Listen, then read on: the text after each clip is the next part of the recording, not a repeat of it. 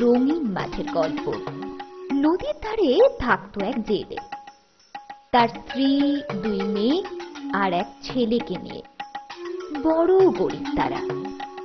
একদিন সেই জেলের জালে একটা তামার জালা উঠে এলো। জালার মুখটা ইটে বন্ধ করা। আল্লাহ বুঝি এতদিনে মুখ তুলে চাইলেন। এই ভারী জালাটা নিশ্চয়ই সোনার মোহরে ঠাসা। দেখি তো।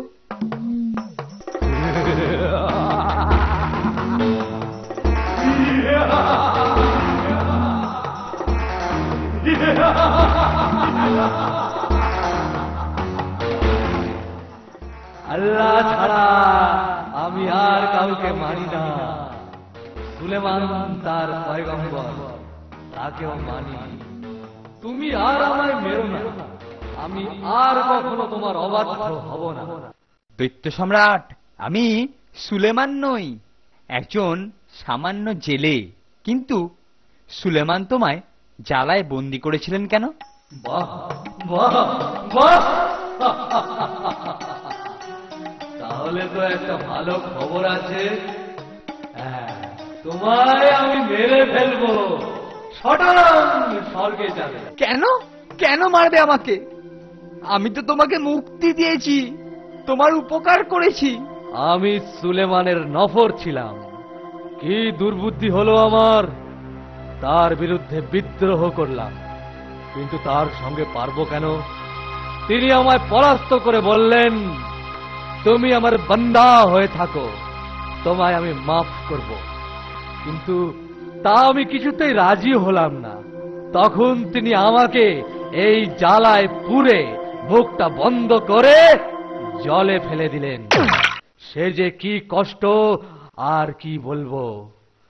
প্রথম 100 বছর মনে মনে বললাম, যে আমায় মুক্তি দেবে তাকে আমি বড়লোক করে দেব, কিন্তু কেউ দিল না। তারপরের 100 বছর ভাবতাম, যে আমায় মুক্তি দেবে তাকে আমি পৃথিবীর সমস্ত হিরে জহরত এনে দেব, কিন্তু কেউ দিল না। তৃতীয় 100 বছরে ভাবতাম, যে আমাকে মুক্তি দেবে তাকে ইচ্ছা মতো 3টে বর দেব, কিন্তু কেউ এলো না। এইবার আমি শপথ করেছিলাম যে যে আমাকে মুক্তি দেবে তাকে আমি মেরে ফেলবো। কাজেই তুমি মরবার জন্য প্রস্তুত হও, প্রস্তুত হও। দৈত্য সম্রাট, আমি তো তোমাকে না জেনে উদ্ধার করেছি, এতে আমার দোষটা কোথায়? ওর সবকিছু শুনতে চাই না, তুমি প্রস্তুত কিনা বলো। ভগবান ওকে অনেক শক্তি দিয়েছে, কিন্তু বুদ্ধি দেয়নি। আমার বেলা ঠিক উল্টোটা। দেখাই যাক না কে জেতে। আমি প্রস্তুত, কিন্তু একটা কথা আছে। কি কথা? তাড়াতাড়ি বলো, আমার আর সময় নেই। জল থেকে জ্বালা তুলেছি, এ কথা ঠিক। তার মুখ খুলেছি, এও ঠিক। কিন্তু তোমার অত বড় শরীর কি এইটুখানি জ্বালায় ঢোকে? একটা ঠ্যাংও ঢুকবে না, তার অর্ধেকও ঢুকবে না। কেউ বিশ্বাসই করবে না তুমি ওই জ্বালায় ছিলে। আমিও করি না। চুপ! যত বড় মুখ নয় তত বড় কথা। আমি কি মিথ্যা বলছি? জ্বালার মধ্যে ঢুকতে পারি না কে বলেছে? এই দেখো পারি কিনা। তুমি আমার উপকার করেছো, আমি কি তোমার ক্ষতি করতে পারি? তোমাকে আমি অনেক ধন দৌলত দেব, তুমি আমায় ছেড়ে দাও, ছেড়ে দাও। সেটি হচ্ছে না। আমি তোমাকে ছাড়ি আর তুমি আমার ঘাড় মটকাও। চালাকির জায়গা পাওনি বাবা। আমি আল্লাহর নামে শপথ করে বলছি, আমি তোমার কোনো ক্ষতি করব না। আচ্ছা ঠিক আছে।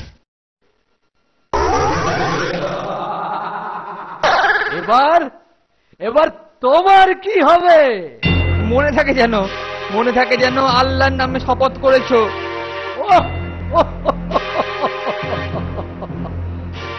এসো আমার সাথে। এইখানে জাল ফেলো। রোজ মাত্র একবার জাল ফেলবে। প্রতিদিন এইরকম 4টি মাছ উঠবে, সেগুলো সুলতানের কাছে বিক্রি করবে, আর তাতে তোমার সমস্ত অভাব দূর হয়ে যাবে। জাহাপানা, এই মাছগুলো আমি আপনার কাছে বিক্রি করতে এসেছি। সত্যি ভারী অদ্ভুত তো। 4 রঙের মাছ, লাল, নীল, হলুদ, সবুজ।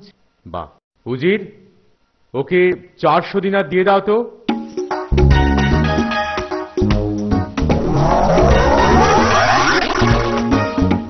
মাছ ভাই, মাছ ভাই, আমার কথা শুনছো? শুনছি শুনছি, কি হয়েছে বলো।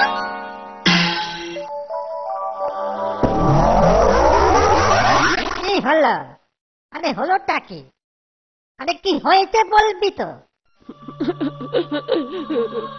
দেয়াল ফাঁক করে একটা সুন্দর মেয়ে এসে কড়া শুদ্ধ মাছ উল্টে দিয়ে গেছে হুজুর। মিথ্যে কথা বলার জায়গা পাওনি? দেওয়াল ফাঁক করে একটা মেয়ে বেরিয়ে এসেছে? বল বল, সত্যি করে বল কি হয়েছে? হুজুর, সত্যি বলছি হুজুর, আমি সত্যি বলছি। এর থেকে বেশি আমি কিচ্ছু জানি না, আমি কিচ্ছু জানি না। হুম। এই এই কে আছিস? জেলেকে খবর দে আরো 4টে মাছ নিয়ে আসার জন্য।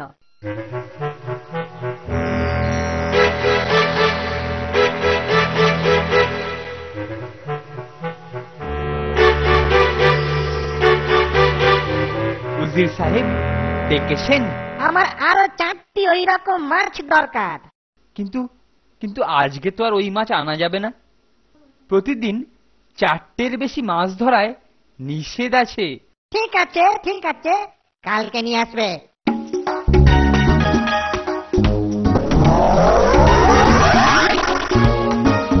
মাছ ভাই, মাছ ভাই, আমার কথা শুনছো? শুনছি শুনছি, কি হয়েছে বলো।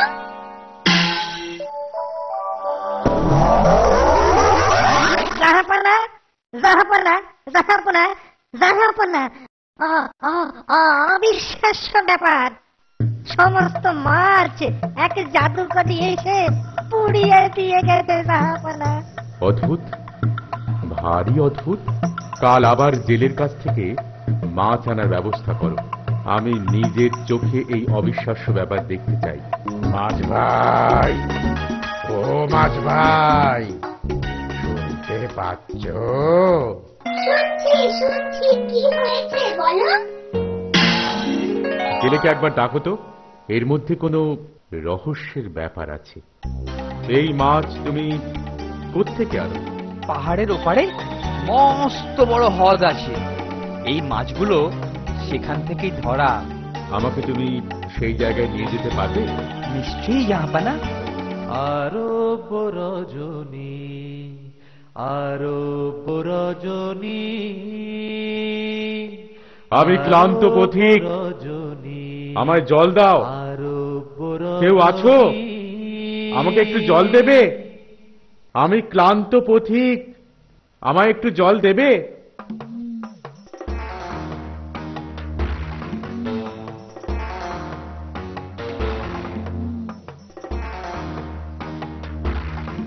হে আল্লাহ, আর কত শাস্তি তুমি আমায় দেবে? কোনোদিন তো কোনো অন্যায় কাজ করিনি, তাহলে কেন কেন আমাদের এই শাস্তি? কি আপনি? আমায় মাফ করবেন, আমি উঠতে পারি না। এই এই দেখুন আমার অবস্থা দেখুন। আমি একজন সুলতানের ছেলে, নিজেও সুলতান। একজন নিষ্ঠুর জাদুকরীর অভিশাপে আমার এই দশা হয়েছে। আর ওই যে মাছগুলো দেখলেন, ওরা সবাই আমার প্রভু ভক্ত প্রজা। একসময় এদিকে এইসব পাহাড় পর্বত দুর্গম বনের জায়গায় চমৎকার ফুল ফল শস্যে ভরা এক রাজ্য ছিল। আমার বাবার মৃত্যুর পরে সুলতান হয়ে আমি একটি সুন্দরী মেয়েকে বিবাহ করলাম। একদিন যখন চোখ বুজে শুয়ে আছি, তখন 2 দাসীর কথা হঠাৎ আমার কানে এলো। হায় হায় হায় হায় হায়, এমন ভালো সুলতানের এমন দুষ্টু ডাইনি বেগম, এ বড়ই দুঃখের কথা রে। তা নয় তো কি, রোজ রাতে খাওয়া দাওয়ার পর শুতে যাওয়ার আগে সুলতানদের শরবত খান, তাতে ঘুমের ওষুধ মেশানো থাকে।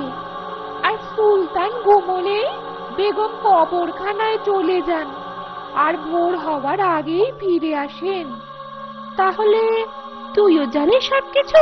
হ্যাঁ রে হ্যাঁ, রাজ্য শুদ্ধি সবাই জানে, শুধু আমাদের সুলতানই জানেন না। সেই রাতে আমি যখন বেগমকে জিজ্ঞাসা করলাম, তুমি রাত্রিবেলায় কবরখানায় যাও কেন, তারপর থেকে আমার আর আমার প্রজাদের এই অবস্থা।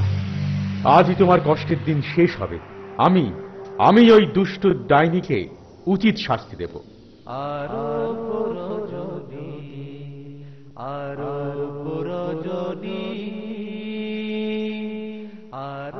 তুমি অতি পাপিষ্ঠা, নিজের স্বামীকে পাথর বানিয়েছো।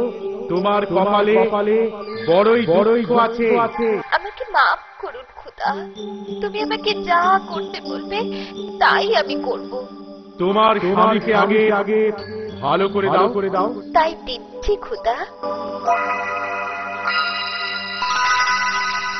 এবার শাহজাদা ভালো হয়ে গেছে, আর কি করতে হবে বলো? রঙিন মাছেদেরকে মানুষ করে দাও। ওরা প্রতিদিন আমার কাছে মুক্তি চায়। তাই দিচ্ছি খোদা।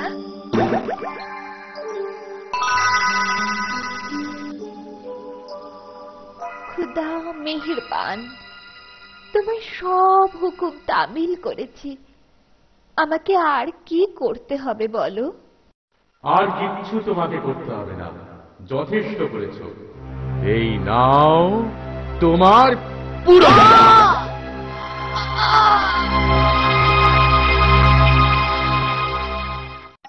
এরপরে দুই সুলতানই জেলেকে অনেক টাকা কড়ি ধনরত্ন দিলেন।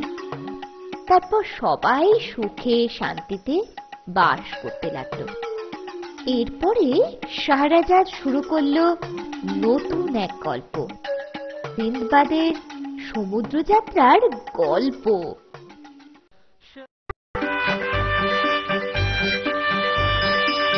একদিন সিংহলের রাজা আকবরের সভায় দূত পাঠালেন।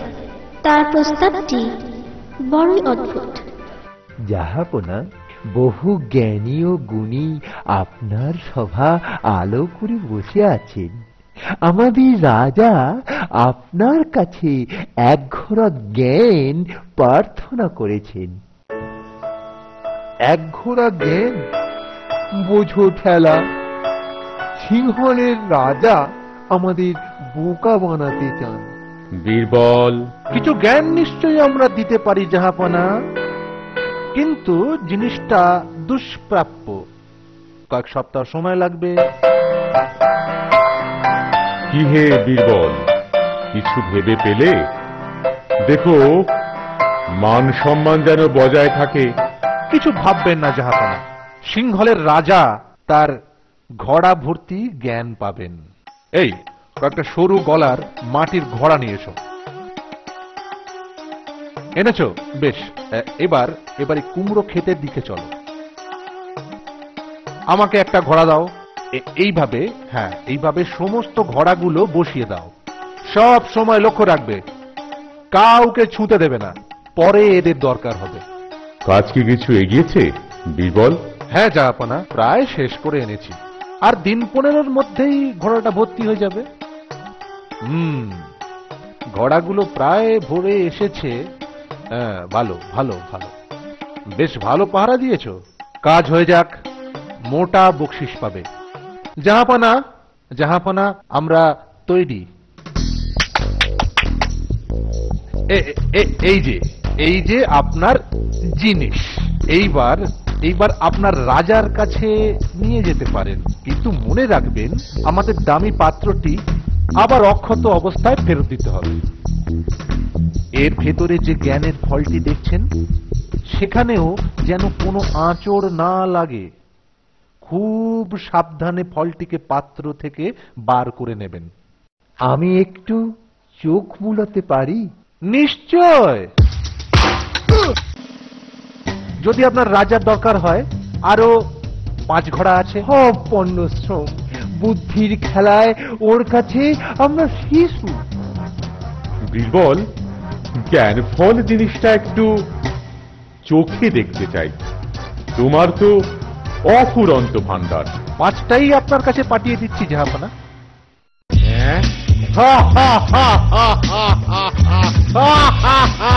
জ্ঞান ফলই বটে, 3 ফলে রাজাকে জ্ঞান দিতে এর একটাই যথেষ্ট।